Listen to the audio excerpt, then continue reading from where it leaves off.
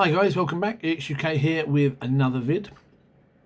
Continuing my games I've played series, and my word is it going on and on and on. Today I'm going to talk about Doctor Who role-playing games. There have been 3 that I know of. I've owned 2. Back in the 80s, late 80s, FASA, who did the Star Trek RPG, published a short-lived Doctor Who RPG,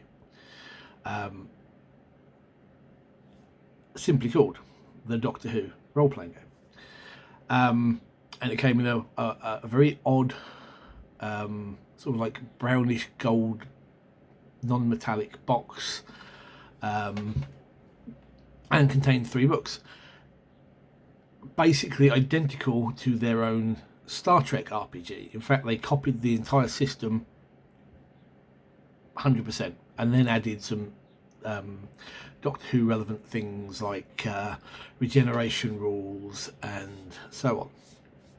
But they basically saved a lot of time and effort and money by importing the entire rule set. The problem was that if you've seen my review of the FASA Star Trek game, you'll know that it's kind of combat based. It uses action points, and those action points are used up for doing combat maneuvers, the sort of stuff that Kirk would do when fighting Klingons, the over the shoulder roll and the whatever. So in general the system didn't work very well. It received a number of adventure supplements. It's one of the things that FASA was good at. It has some game supplements. I think there was one for Daleks, one for Cybermen and stuff like this. But they did their usual, which was any sort of gaps or ideas they had just went straight in. Exactly the same as they did with Star Trek. So in theory, their universe was slightly different to the TV one. Although bear in mind that during the 80s and earlier, the continuity of Doctor Who wasn't really well put in stone. It's not like it is now. I say now.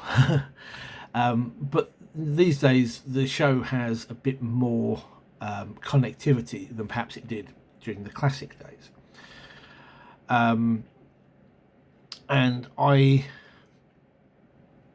never actually got to run or play the FASA rules. They were one that I just owned. I picked up on a whim back when I was still at school. And I think at the time there wasn't really an interest among the people that I role played with to do such a game. So I basically sat on a shelf and gathered dust for 20 years until I sold it. Early 90s, apparently Virgin Publishing had a games division or section, or you want to call it, that I only found out about many years later, and they did a Doctor Who game called Time Lord.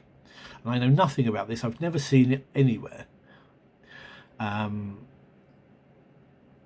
I don't exactly know what was published for it or what have you. I've found very little about it.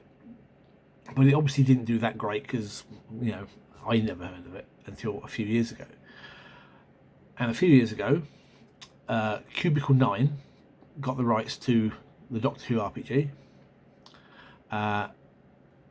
And they published a nice box set using a system that, if I remember correctly, was called the Tea Time Telly Adventure System, TTAS, something like that. And I picked up everything they did for it. I have since sold it on, even though I'm a big Doctor Who fan. I did end up selling it all a couple of years ago.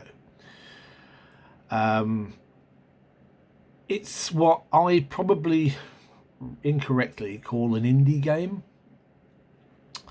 And what do I mean by that? You've got traditional role-playing games, and then you've got what I consider indie games. I'm not really sure this is the correct term for an indie game, but indie games for me are ones that are not your typical role-playing fare. They're not Dungeons and Dragons. They're not Call of Cthulhu or Vampire or anything like that. They are something where the players have a more direct interaction in the story and where it goes. There have been a number of... Sorry, camera keeps slipping. That's better. There have been a number of indie games out there, really odd ones. They're called things like My Life with Master and Dogs in the Vineyard and Kobolds Ate My Baby or something. And you generally have the GM, but they are there to push the player's story. The players make the story. And I think the Doctor Who RPG does that very, very well. The GM has the story, but it's generally laid out in a series of either events or locations or scenes, and the players work around it. And the players are actually rewarded by letting themselves get captured and letting things happen to them so they can be rescued later or learn information or what have you. And if you're a traditional role player who is familiar with games like Dungeons and Dragons, the very idea of this is an antithesis, if I can say that correctly, antithesis to your playing style. And that's always been the issue on the few occasions that I actually ran the Cubicle 9 version of the game. Character creation for it was very, very simple. It was a points-based thing. You had points to spend on your stats. I think with a minimum number, everybody had to have like a 2 in everything, minimum. You had leftover points went into your skills, and then you could buy advantages and disadvantages, and the disadvantages gave you points back up to a certain cap. And you could, depending how the GM wanted to do their game, you could have a Time Lord and companions, you could have a group of Time Lords, you could be time agents, you could be random people who have picked up a time ring or something, whatever. If you wanted to play a Time Lord, there was a specific advantage package that you bought up front, and that took points off, and then you did everything. Skill wise, whatever you wanted to do, the GM would say it's this stat, this skill, and 2d6. And then you had a really interesting little chart, which was like, if you get dead on, it's like, yeah. If you got up to, I think, 3 or 4 over your target number, you had a yes, but moment. And if you got like 5 or whatever over, you got a rousing success. And you had the opposite. So if you failed by a certain amount, you had a no, but, and if you failed by 5 more, you had a catastrophic disaster, or failure, I should say. The problem is there was no perception skill, and I always thought this was a problem. So the idea would be, from what I gather, depending on what you were looking for, the GM would apply the appropriate thing. So I think there was a stat, I can't think what it was called. It's not self-awareness, but there was something like that. There was one sort of stat for searching. But then if you were looking for something in a computer or in some sort of technological device, you had like a technology skill, and you could combine that with the relevant stat, and that would be your searching for things and so on.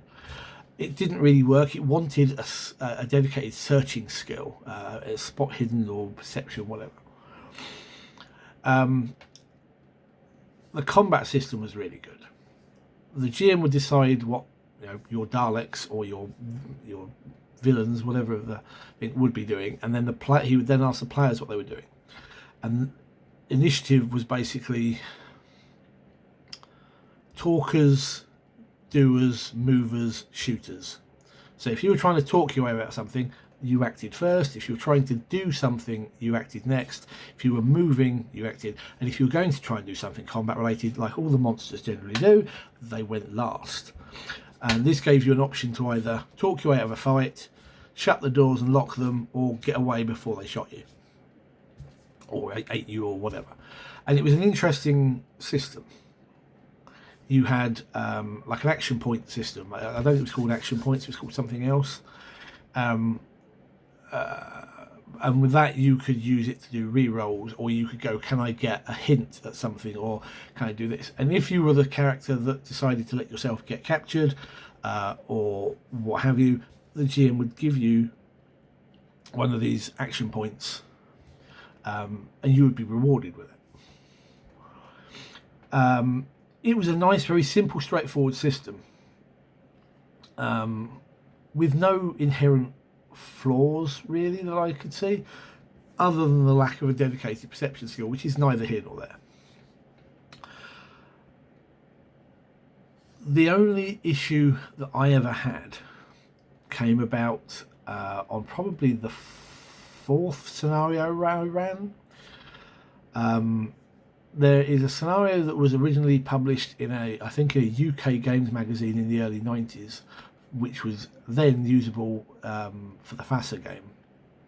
And I think that might be where I heard of Time Lord from, called The Curse of the Conqueror, which is an absolutely fantastic and well thought out paradox conundrum sort of scenario. You can find it online doing a Google search, Curse of the Conqueror, Doctor Who scenario, and it's very, very clever. And I ran that as the first scenario I did for my usual guys, and they really enjoyed it. You could kind of really get into it. It was a couple of years later, I ran a game for 3 players. And that was an interesting one. We came up with the idea that they weren't Time Lords or anything like that. We had a Victorian mad scientist who had basically created the time machine from the time machine, but a bit bigger. We had Amelia Earhart, who they had rescued from an island in the Pacific, and a guy who, I think the other guy was a Roman centurion. So we had a bit of culture shock through the characters and a bit of mix. And we played, I think, one session with them with a scenario that we basically made up on the fly, which I don't remember much about, and that worked really, really well. It was when I came to trying to run it properly that I found the issue. The first edition box set had a scenario, had a series of like basic scenario premises and scenes for you to flesh out, and one of them was a scenario called Arrow Down, which was very, very good, about a town locked in a time bubble, and your TARDIS or whatever has appeared in this, and you can't get out until you've resolved what has locked time in this location. And it's very, very clever. Again, very well written, and the guys got into it.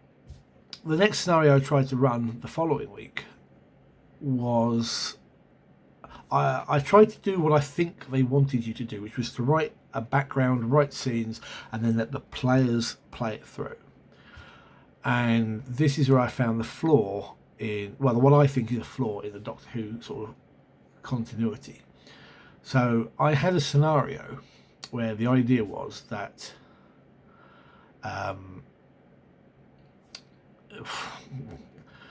essentially you've got a colony ship, essentially, which has crashed on a planet, and on this colony ship are a number of stasis chambers containing some of the Earth Empire's worst criminals,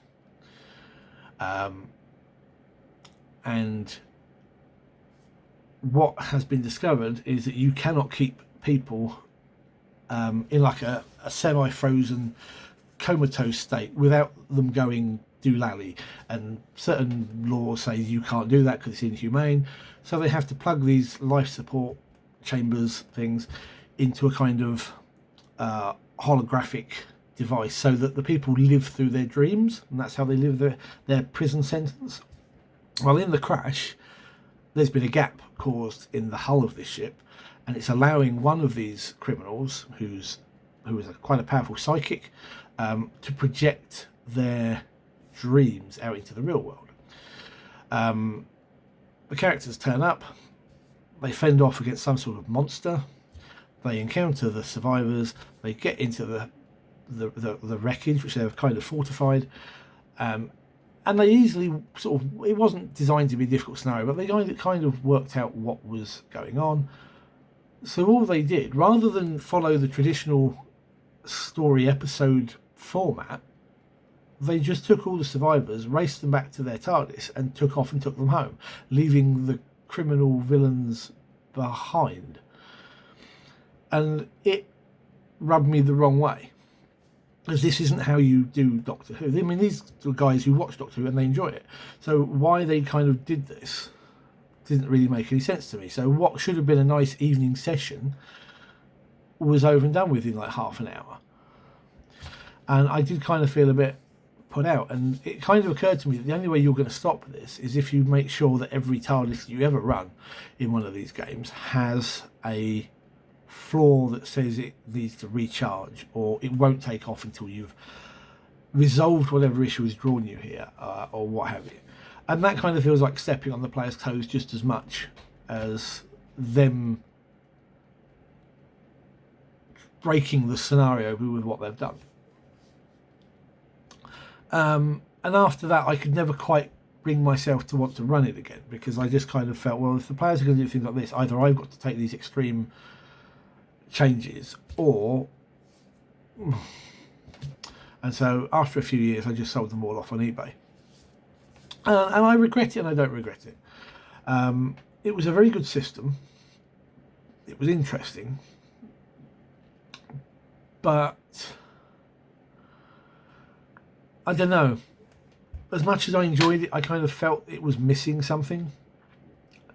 Partly what I've just talked about. But also,